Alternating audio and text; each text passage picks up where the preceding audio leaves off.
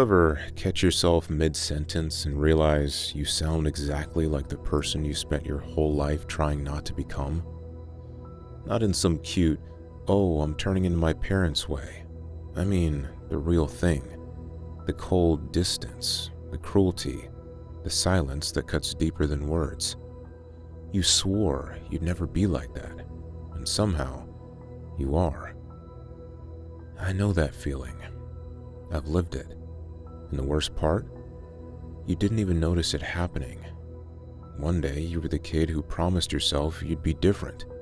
The next, you're the one making someone else feel small, making them wonder if they're too much, making them walk on eggshells. You became the thing you feared most, the beast you swore you'd never let out.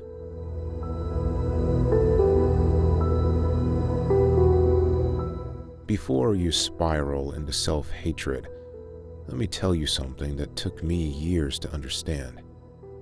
It's not that you chose this, it's that survival has a cost, and sometimes the cost is becoming unrecognizable. Psychologists call it defensive identification. When you're hurt by someone, especially someone you needed, someone you trusted, your mind does something strange. It starts mimicking them. Not because you want to, but because some buried part of you believes, if I become like them, maybe I won't get hurt again. If I become cold, no one can abandon me. If I become distant, no one can reach me. If I become the one who hurts first, I don't have to feel the pain of being hurt. I didn't believe this until I caught myself doing it. The same silence my father used as a weapon, I used it too. The same emotional unavailability I resented in my ex, I gave it to the next person. The same cruelty I swore I'd never inflict, I found myself delivering it with surgical precision. And the fucked up part? I justified it every time. They deserved it. I was just protecting myself. This is who I have to be to survive. But deep down, I knew. I had become exactly what I hated.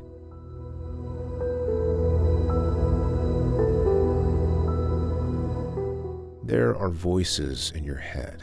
Maybe you don't talk about them. Maybe you pretend they're not there. But they are. And if you're honest with yourself, you'll recognize them instantly. The protector says, "Don't let them close. They'll hurt you. Keep your guard up. Stay hard." So you sabotage intimacy before it starts. You ghost. You pick fights over nothing. You prove to yourself that people leave before they get the chance. Better to control the abandonment than to be blindsided by it. The angry one says, "Make them feel what you felt. Show them they can't fuck with you. Break them before they break you." So in arguments, you don't just disagree, you go for blood. You say the thing that cuts deepest. You withdraw at the exact moment they need you most. You become cold when they're begging for warmth. You use their vulnerabilities like weapons because you know exactly where it hurts.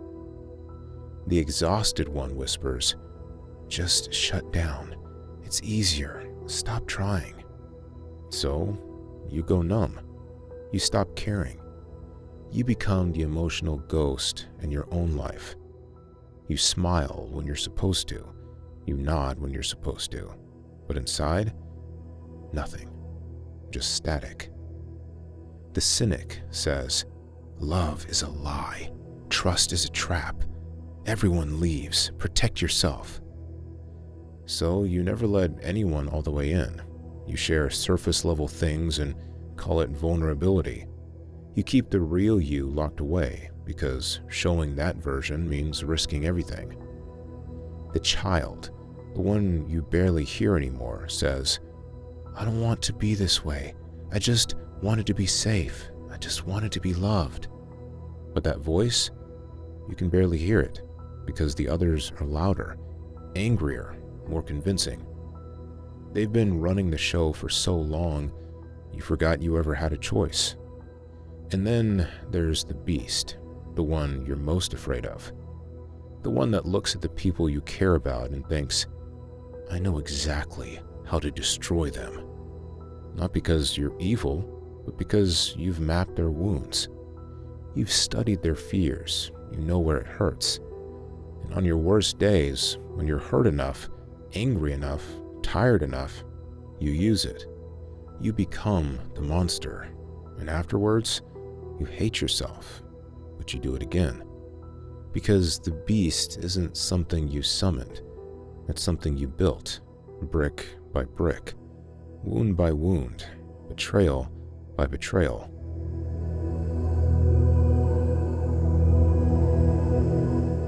Maybe it started in childhood. Maybe you watched your father shut down every time your mother tried to reach him, and you learned this is how men survive. Maybe you watched your mother manipulate with guilt and silence, and you learned this is how you get what you need. Maybe you grew up in a house where love came with a price tag. You had to be perfect, quiet, convenient. And the second you weren't, the warmth disappeared. So you learned affection is earned through performance. For me, it was watching my father's silence. The way he could make a room feel like ice without saying a word. The way his disappointment hung in the air, like smoke. I hated him for it. But I also learned from it. I learned that being distant keeps you safe.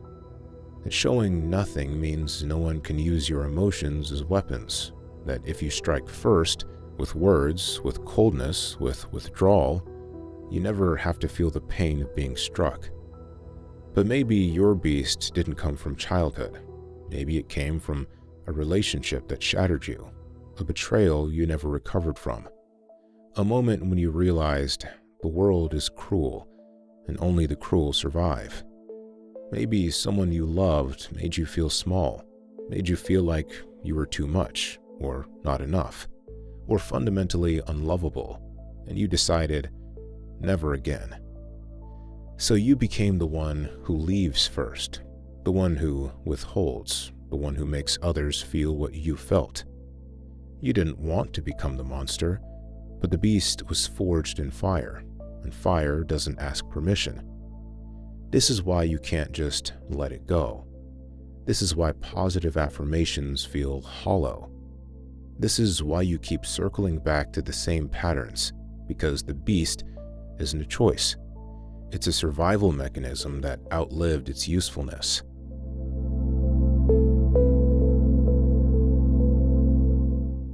It shows up in small ways, quiet ways, ways you don't even notice until you're lying in bed at night replaying the damage.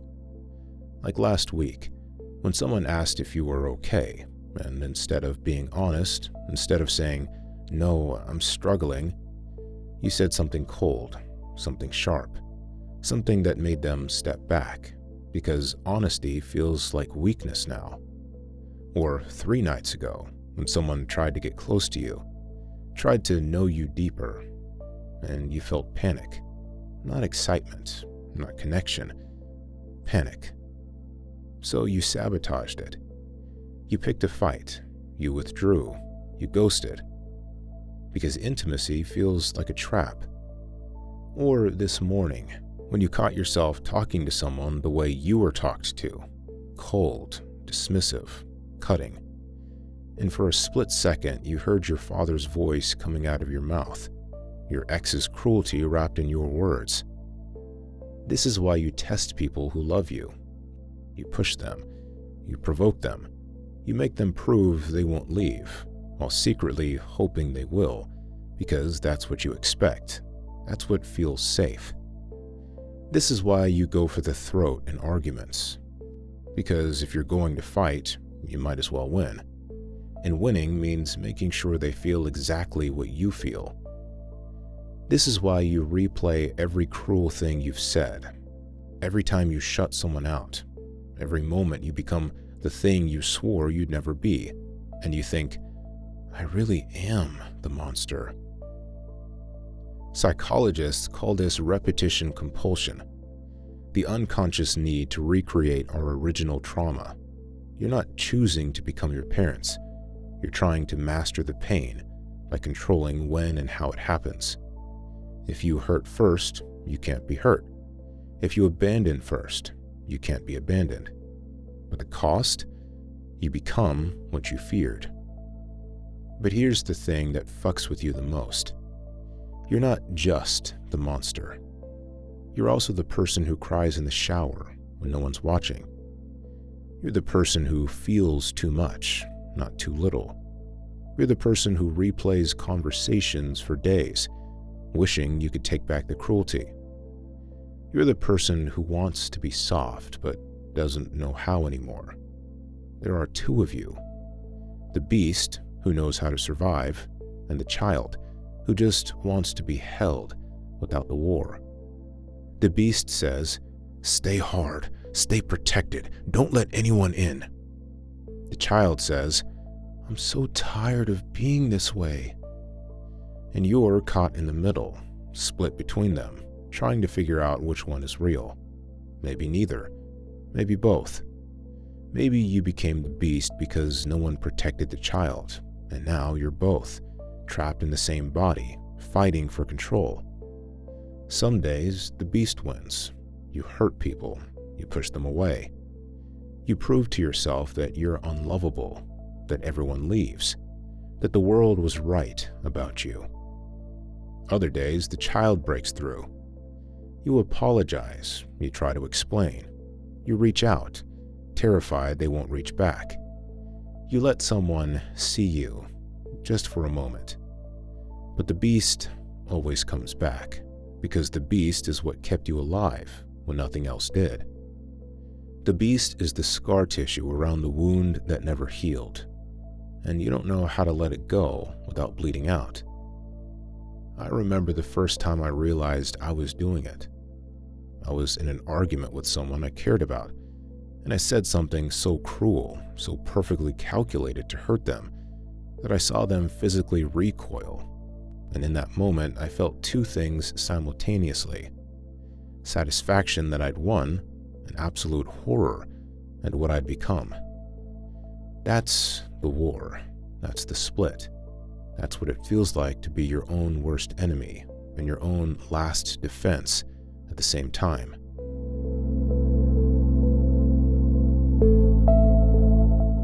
I'm not going to lie to you and say I figured this out. I don't know how to kill the beast without killing the parts of you that survived because of it. I don't know how to stop being cold without becoming vulnerable again. And vulnerability is what broke you in the first place. But I do know this. You're not the monster, not fully.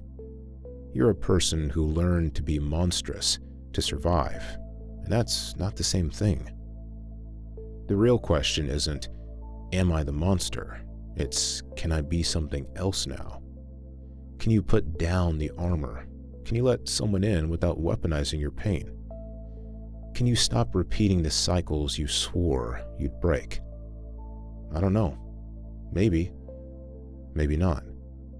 But if you're here, watching this, asking these questions, I think you're trying.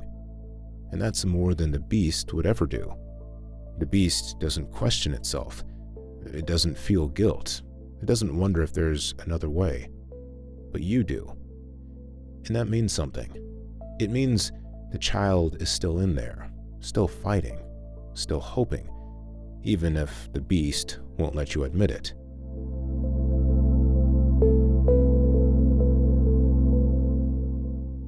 Imagine this. You're standing in a dark room, and across from you there's a mirror, but it's cracked, fractured into pieces. In one reflection, you see the child you used to be, soft, open, unbroken, eyes wide, hoping the world would be kind. In another, you see the beast you became, hard, closed, surviving, eyes cold, expecting the world to be cruel. And you realize they're both real. They're both you. The child didn't die. They're just hiding behind the beast. And the beast isn't evil. It's just exhausted. It's been protecting the child for so long, it forgot how to rest. Maybe healing isn't killing one to save the other. Maybe it's learning to hold both. To protect the child without becoming the monster. To survive without destroying everything around you. I don't know if that's possible, but I'm trying to find out. And if you're here, I think you are too. What's the version of yourself you're most afraid you've become? Or maybe the version you know you already are? Just a word, a phrase, whatever feels real. Drop it below. I'll read it.